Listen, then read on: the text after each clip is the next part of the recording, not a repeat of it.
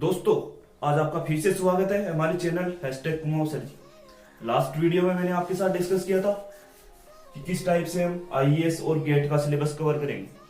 साथ में मैंने आपको बताया था कि सोम नहीं है क्या, उसको बैकबोन ऑफ सिविल इंजीनियरिंग भी कहा जाता है। और मैंने लास्ट वीडियो के अंदर ओनली इंट्रोडक्शन बेसिस के ऊपर अपना लास्ट लेक्चर था। ये हमारा लेक्चर 2 रहेगा, जिसके अंदर हम सोम के पहले बेसिक्स क्लियर करेंगे। इसके अंदर बेसिक्स क्या क्या है लिखा रखा है, कि नोट तो लिखा रखा है कि every civil engineering material is made of various structural elements such as column, beam, slab, footing. मतलब कि बिल्डिंग वगैरह है तो उसके अंदर हम देखते हैं कि बीम, कॉलम, स्लैब्स, फुटिंग्स वगैरह उसके अंदर दिए जाते हैं। तो उसके ये वेरियस स्ट्रक्चरल एलिमेंट हो गए, ठीक है। साथ में हम ये बोल सकते हैं कि एवरी स्ट्रक्चरल एलिमेंट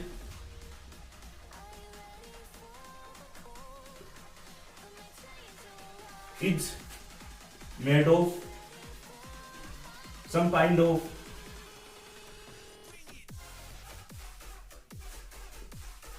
मटेरियल।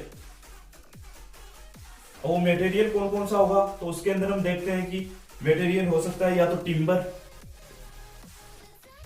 या फिर आरसीसी या सीमेंट कॉन्क्रीट एडजेक्ट्रा, सीमेंट कॉन्क्रीट एडजेक्ट्रा, ठीक है। तो हमने पहले नोट का पहला पॉइंट ये रहेगा हमारा और सेकंड पॉइंट ये रहेगा, ठीक है। तो हमने इसके अंदर डिस्कस किया कि civil engineering material is made of various structural element like column, beam, footings, slabs etcetera. मतलब कोई भी बिल्डिंग्स वगैरह है उसके अंदर हमको सबको पता है कि कॉलम उसके अंदर दी जाती है, स्लैब दी जाती है, फुटिंग दी जाती है और कॉलम्स वगैरह उसके अंदर दिए जाते हैं। अब ठीक है, अब हमको ये वेरियस स्ट्रक्चरल एलिमेंट लाइक ये कॉलम, बीम वगैरह किसके बने होते हैं, तो वो देख सकते हैं हम टिम्बर, आरसीसी, सीमेंट कंक्रीट के वो बने हो सकते हैं, ठीक है। तो नोट का थर्ड पॉइंट हमारा रहेगा structural element is subjected to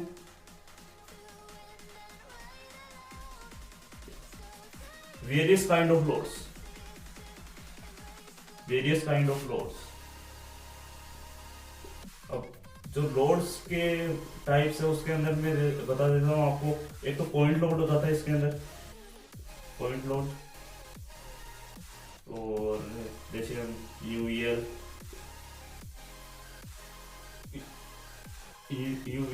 और यूडीएल, यूनिफॉर्मली वेरिंग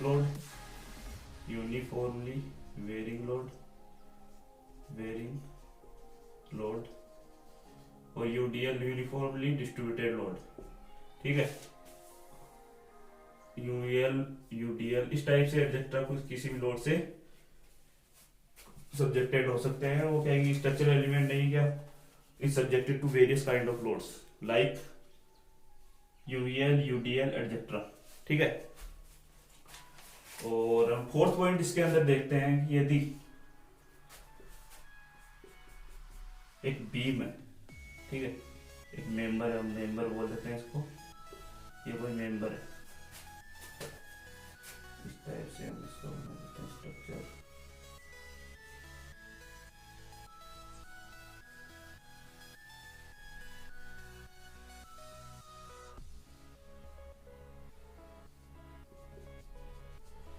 अब इसके अंदर कोई एक पॉइंट है, इसके अंदर हम इसके ऊपर देख लेते हैं। यदि इस पॉइंट 1 के ऊपर स्ट्रेंथ वैल्यू से ज्यादा है तो इस केस में ये बीम फेल हो जाएगा, ठीक है। और सेकंड हम देखते हैं इसके अंदर कि यदि स्ट्रेंथ वैल्यू पॉइंट 1 की स्ट्रेस वैल्यू से ज्यादा है तो ये बीम फेल नहीं होगा, फिर नोट है, ठीक है। या फिर हम बोल सकते हैं will not break, will not break in this case, in this case. ठीक है, तो हमने अब नोट देखा इसके अंदर, पहले स्ट्रेंथ ऑफ मटेरियल, उसके अंदर आप कहोगे कि यार शुरू में ही हमको नोट लिखा दिया, लेकिन इसके अंदर ये काफी ज्यादा इंपॉर्टेंट चीजें ये क्या कि जो हम सोम पढ़ रहे हैं उसका पहले बेसिक्स क्लियर कर लेते हैं। इसके लिए मैंने आपको ये 3 पॉइंट बताए हैं। ठीक है, ये आप दिल्ली वगैरह की कोचिंग में चले जाओ, वहां पर लाख लाख रुपए दे दो आप जाके, फिर भी आपको कोई नहीं बताएगा कि इस टाइप से मतलब कि बेसिक्स वगैरह क्लियर नहीं करवाए जाएंगे आपको सीधे एक टॉप लेवल से पढ़ाया जाएगा। और फिर क्या है कि उसके अंदर जो प्राइवेट कॉलेजेस से जो बंदे पढ़े होते हैं वो बेचारे पिस जाते हैं उसकी वजह से। ठीक है, तो उनको क्या है कि इतना ज्यादा समझ नहीं लगता, इससे उनके क्या रुपए भी वेस्ट हो जाते हैं। तो इसलिए मैं क्या है कि आपको एकदम पूरा बेसिक से पढ़ाने का मकसद मेरा यही है कि इससे क्या है कि सभी को प्रॉफिट मिले, जो एक हाई लेवल बंदा है और एक जो लो लेवल बंदा है, दोनों को इसके ऊपर प्रॉफिट मिले। तो यार पहले आप ऐसा करो कि इसका नोट्स बना लो, जो भी पढ़ा रहा हूं मैं उसके नोट्स बना लो आप। ठीक है, इसके अंदर तो हम देखते हैं कि लास्ट पॉइंट हमने डिस्कस किया था कि ये कोई बीम है, दोनों फिक्स स्टैंड है, फिक्स स्टैंड, ये भी फिक्स स्टैंड है। तो इसके अंदर ये पहला पॉइंट हो गया। अब हमने देखा था कि इसके ऊपर यदि स्ट्रेस की value, stress value 8.1 is greater than strength value से, ठीक है, तो ये फेल हो जाएगा, इस केस में ब्रेक हो जाएगा। और स्ट्रेंथ वैल्यू यदि बीम की ज्यादा है स्ट्रेस वैल्यू से, तो इस केस में होगा विल नॉट ब्रेक। ठीक है, अब ये नीड आती है कि अब हमको कैसे पता चलेगा कि स्ट्रेस वैल्यू इस पॉइंट के ऊपर ज्यादा है कम है स्ट्रेंथ की कंपैरिजन में। तो उस चीज के लिए ही सोम पढ़ाई जाती है। इसका मेन पर्पज यही है सोम का, स्ट्रेंथ ऑफ मटेरियल। अब मैंने आपको ये बता दिया कि मैं आपको सोम क्यों पढ़ा रहा हूं, क्या पर्पज है सोम पढ़ाने का। ठीक है, स्ट्रेंथ ऑफ मटेरियल इसीलिए पढ़ाई जाती है कि जो ये स्ट्रेस वैल्यू है 0.1 के ऊपर, हमको कैसे पता चलेगा कि स्ट्रेस वैल्यू 0.1 के ऊपर स्ट्रेंथ से ज्यादा है या कम है। ठीक है,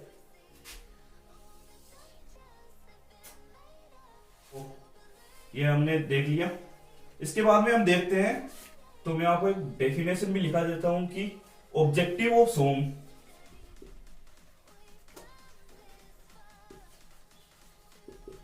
objective of SOM is to check whether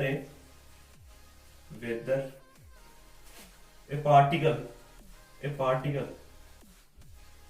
will fail or not। तो इसका हमको पता चलेगा स्ट्रेस और स्ट्रेंथ की वैल्यू के बेसिस के ऊपर। ठीक है, तो यार जो मैं आपको पढ़ा रहा हूं प्लीज उनके नोट्स बनाते चलिए साथ साथ में। और यदि आपको कहीं पे भी कोई भी डाउट हो रहा है तो आप कमेंट सेक्शन के अंदर कमेंट कीजिए। और लगभग आपके 80% डाउट तो मैं आपके वैसे ही क्लियर करवा दूंगा, क्योंकि मेरे को पता रहता है कि अब स्टूडेंट के दिमाग में कौन सा डाउट चल रहा होगा। ठीक है, क्योंकि एक बेस्ट टीचर वही है जिसको पता रहेगी अपने स्टूडेंट के माइंड में कौन सा क्वेश्चन चल रहा है अब एट ए टाइम के ऊपर। ठीक है, अब मैंने आपको वेरियस टाइप के मटेरियल वगैरह बताए, तो मैं आपको एक और बता देता हूँ कि एक बात और बता देता हूँ कि इसके अंदर कि mainly material are 2 types. Mainly material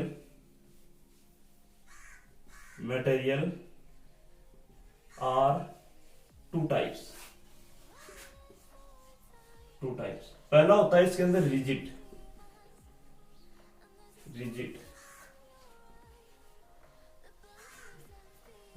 के अंदर आई आएगा यहाँ पर, कोई ना स्पेलिंग मिस्टेक हो जाती है कई बार। और दूसरा होता है डिफॉर्मेबल।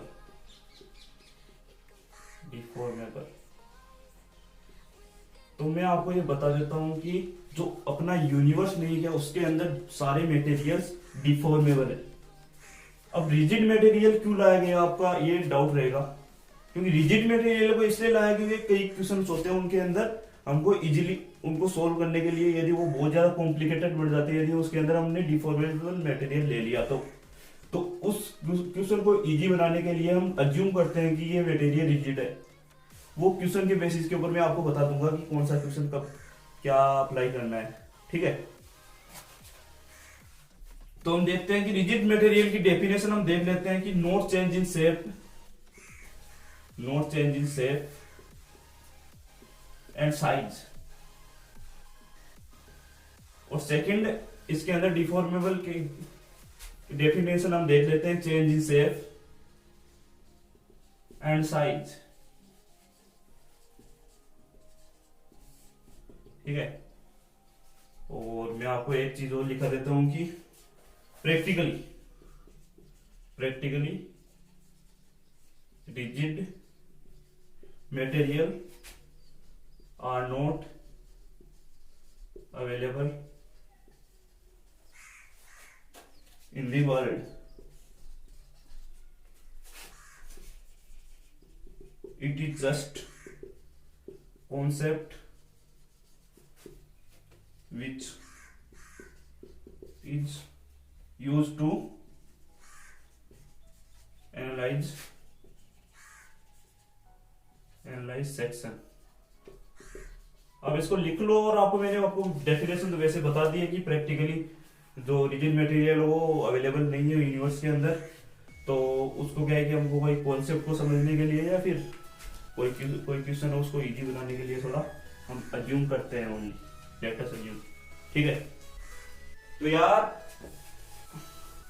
आप यदि हमारे चैनल के ऊपर नए हो और आपको मेरा पढ़ाया हुआ अच्छा लग रहा है तो प्लीज यार चैनल को सब्सक्राइब भी कर दीजिए, क्योंकि आपका सब्सक्राइब एंड लाइक हमारे मोटिवेशन को बढ़ाता है, जिससे हमको क्या है कि और ज्यादा अच्छा करने का मौका मिलता है, और हम भी अपना 100% दे पाएंगे यदि आपका सपोर्ट हमारे साथ रहेगा तो। ठीक है, अब मैं आपको बता देता हूं कि स्ट्रेंथ ऑफ मटेरियल के अंदर पहला टॉपिक हमारा रहेगा स्ट्रेस और एंड स्ट्रेन। ठीक है, अब स्ट्रेस को मैं डिफाइन कर देता हूं और स्ट्रेन को भी मैं साथ में ही डिफाइन कर देता हूं। तो स्ट्रेस को मेनली हमको क्या कि इन चीजों को रटना नहीं है, पहली बात तो ये देख लो, हमको इन चीजों को गहराई से जाके समझना है। ठीक है, तो स्ट्रेस होती है फोर्स पर यूनिट एरिया, तो हम सिंपली देख लेते हैं force per unit area.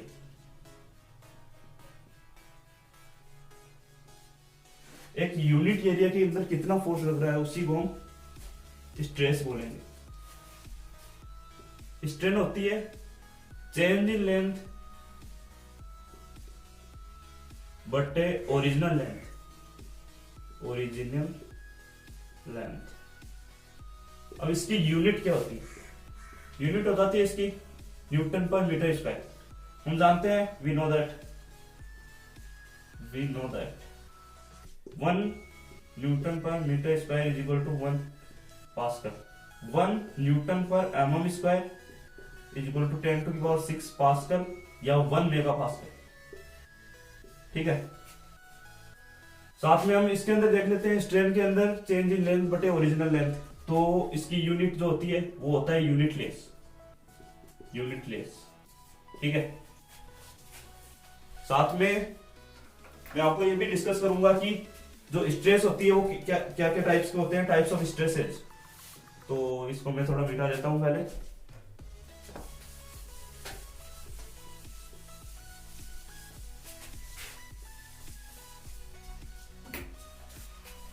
Types of stresses. तो इसके अंदर पहला आता है नॉर्मल स्ट्रेस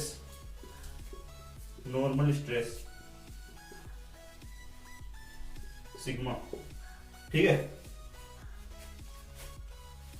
तो इसकी हम डेफिनेशन लिखे तो ये ऐसे लिख सकते हैं, it acts normal at the plane, it acts normal at the plane. साथ में हम टाइप्स ऑफ स्ट्रेस के अंदर हम देख लेते हैं शियर स्ट्रेस, इसका सेकंड टाइप हो गया shear stress, it acts along the plane, along the plane. तो इस केस में हम देख लेते हैं कि जैसे इस टाइप से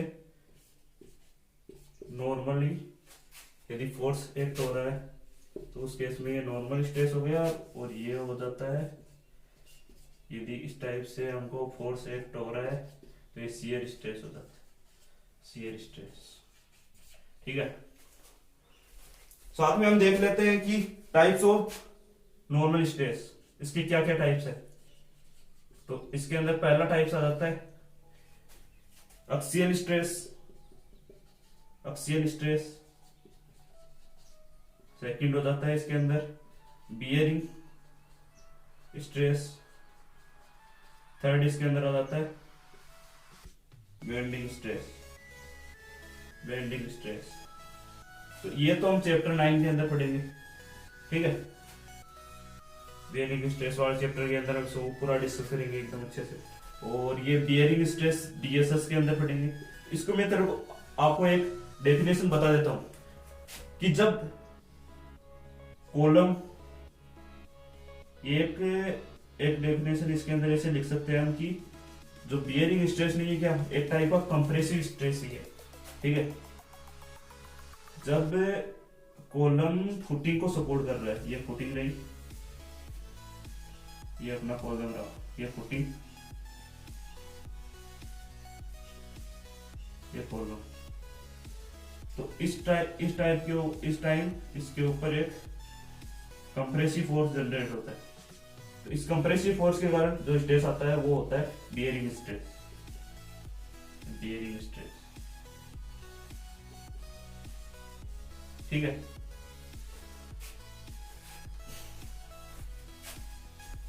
साथ में मैं आपके साथ अभी डिस्कस करता हूं कि शियर स्ट्रेस क्या होता है, शियर स्ट्रेस के क्या क्या टाइप्स होते हैं।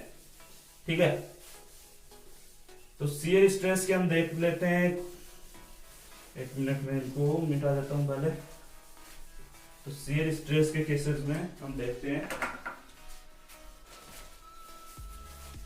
टाइप्स ऑफ शियर स्ट्रेस, इसके क्या क्या टाइप्स है।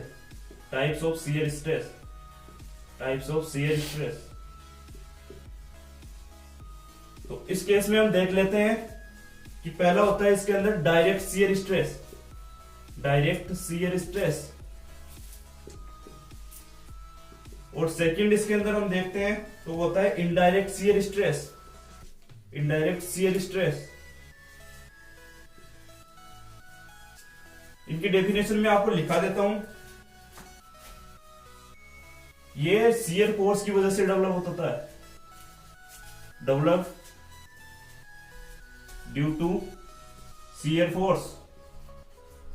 और इसकी डेफिनेशन इनडायरेक्ट शियर स्ट्रेस क्यों डेवलप होता है, किसकी वजह से डेवलप होता है, तो ये टोर्सन की वजह से, torsion, it develops due to torsion या ट्विस्टिंग मूवमेंट। टोर्सन को हम ट्विस्टिंग मूवमेंट भी बोलते हैं। तो इस लेक्चर में हम इतना ही डिस्कस करेंगे। अगले लेक्चर के अंदर डिस्कस करेंगे हम कि लोडिंग्स, जो इंटरनल लोडिंग्स नहीं होती क्या पार्टिकल के ऊपर, मैंने आपको जो करवाया था पहले कि एक बीम है, उसके अंदर ये पार्टिकल 1 है, इसके ये पार्टिकल 2 है, इसके ऊपर इंटरनल लोडिंग्स क्या क्या रहेगी। तो इसके अंदर हम इसके अंदर हम इंटरनल लोडिंग्स को डिस्कस करेंगे अगले लेक्चर के अंदर, जो हमारा लेक्चर 3 होगा। ठीक है, अब हमारा सपोर्ट कीजिए। मैं आपको पूरा आईएएस का सिलेबस कवर करवाऊंगा और हमारा फोकस रहेगा कि गेट और आईएएस मेन एग्जाम, इन दोनों के ऊपर ही फोकस रहेगा। ठीक है, thank you for watching this video. #कुमाऊसल्टी। Please support my channel.